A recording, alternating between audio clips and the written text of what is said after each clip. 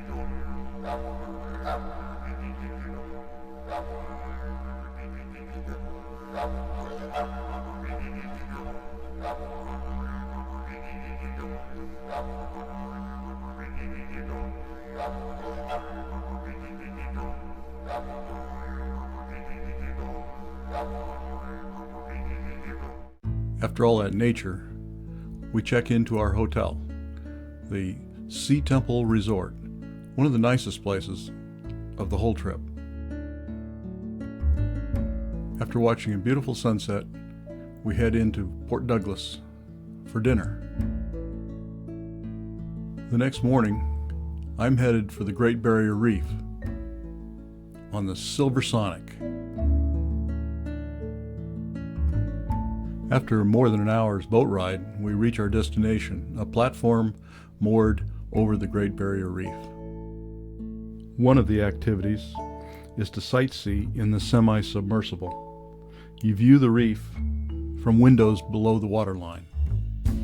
Snorkeling and freediving are the best way to see the wonders of the reef.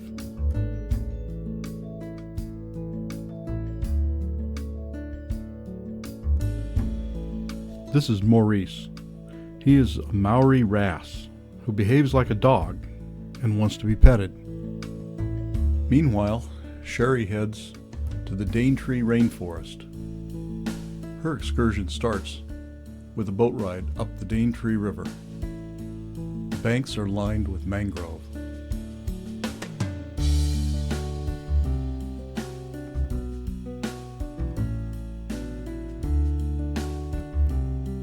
The highlight of Sherry's Daintree excursion was lunch at the Botanical Ark. The focus of the lunch menu was various preparations of unusual tropical fruit grown on the property. The evening's entertainment was traditional singing, dancing, and didgeridoo music.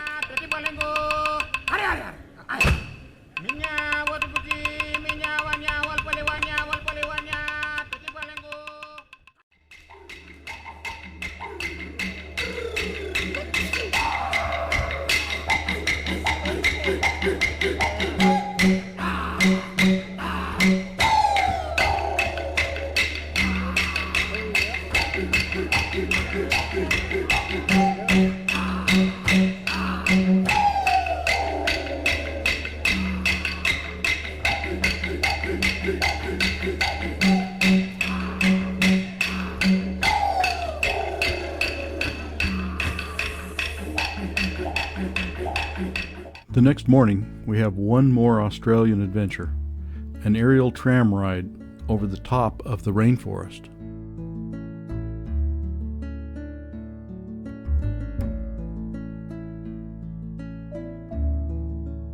On the way to the airport at Cairns, we stop for lunch at the Whitfield House, a typical 1920s era Queensland home with beautiful gardens and hospitality to match.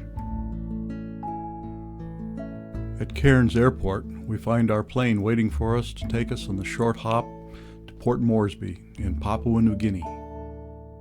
Here we add a book of photographs to remember the beauty of the Port Douglas area.